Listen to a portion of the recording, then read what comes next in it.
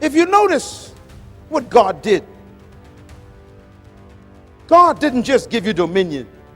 He specified what you should dominate. He said, have dominion over fish, birds, cattle, plants, and things that crawl on the ground. That means the only things you're supposed to dominate are fish. Check your neighbor, see if they have any fins. Come on, look around. Any fins? Any scales? Birds. Check your neighbor. Any feathers? Any beaks? Look around. Plants. Check your neighbor. Any leaves? Any roots coming out of their shoes? Things that crawl. Check your neighbor. Do they crawl on the ground on all fours? No. Then the only creature on earth that you are not commanded to dominate is another human.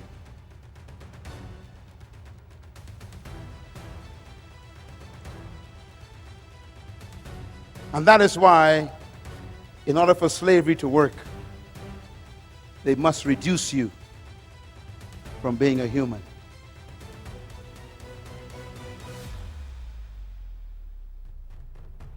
And so they call you subhumans.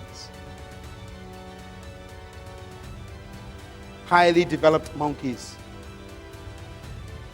sophisticated chimpanzees, intelligent gorillas.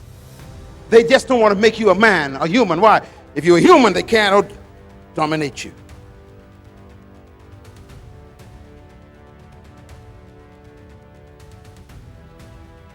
So any attempt to control, master, rule, or dominate another human is completely ungodly. That includes even a pastor trying to dominate his members. You are not supposed to control your members. They are not your property.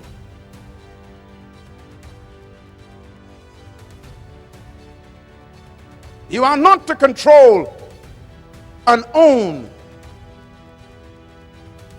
anyone in your company.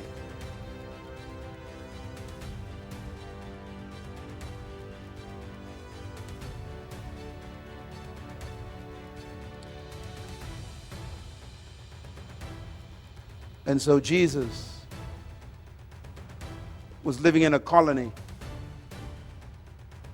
ruled by people who oppressed and dominated humans. His disciples, which means students,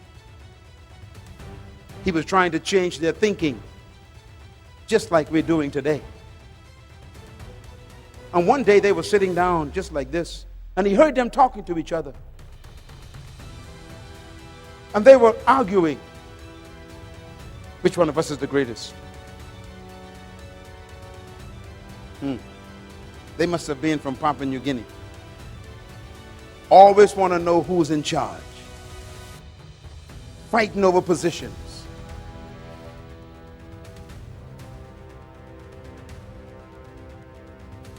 And he said to them, "What are you discussing?" He heard them, and they were so embarrassed. He said, "Are you asking who's the greatest among you?" And the Bible says he called a little child. He says, "Come, baby." And he put a child in the middle of them. He said, "The greatest among you is like a child."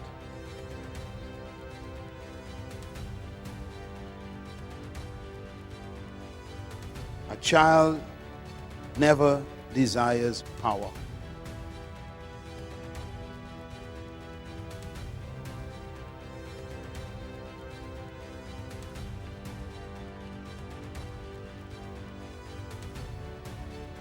Two days later,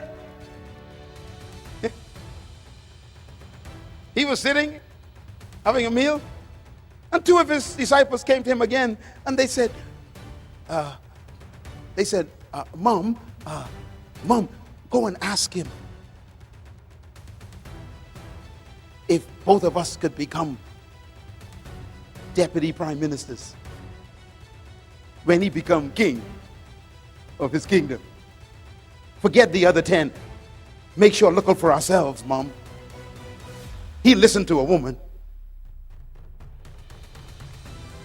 And their mother went to Jesus and said, Sir, good master, will you make sure that my 2 boys sit on your right and your left when you come into your kingdom?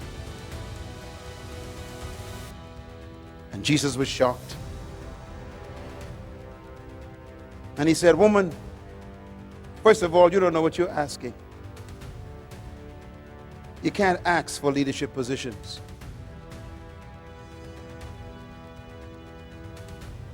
He said, secondly, you shouldn't try to be like other people because you couldn't drink the cup they drink.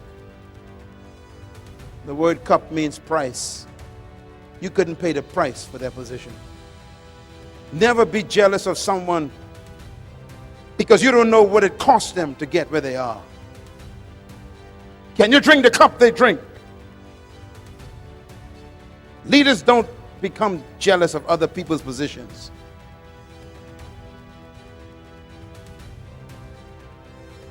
And then he said these words. To sit on my right and my left is not mine to give. These places belong to those for whom they have been determined by my Father. That means you can't even pray to Jesus for a position. Ladies and gentlemen, listen to me. It's okay. Listen. Don't look at me. This is very important. And then he said these words. You know that the Romans and the Greeks, I'm quoting Matthew chapter 20. You know that the Romans and the Greeks love to lord it over one another and lord it over the people. The word lord means to own something. That's why you call your landlord. It means owner. He says the rulers of this world love to own people like they are property. And there are some pastors who got that same spirit. These are my members. They ain't your members.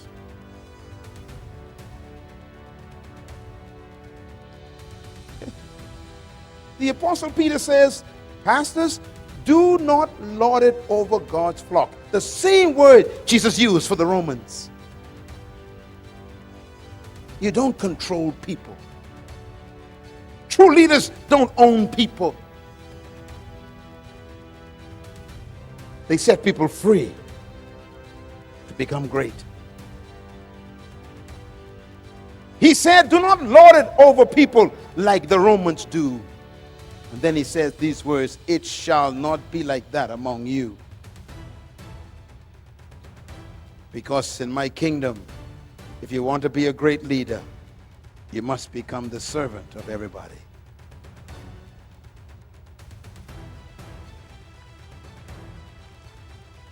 And that means true leaders serve their gift to everybody. It doesn't mean to become a subservient. It means to serve yourself to your generation, to give your gift to humanity. I'm doing that right now. This is my gift. My gift is training third world leaders. This is my gift. What is your gift? Because your gift is your area of leadership. That's why great leaders never seek followers. They seek to serve themselves to their generation. He ends the seminar with this statement. He says, just like the Son of Man did not come to be served, but to serve himself a ransom for many.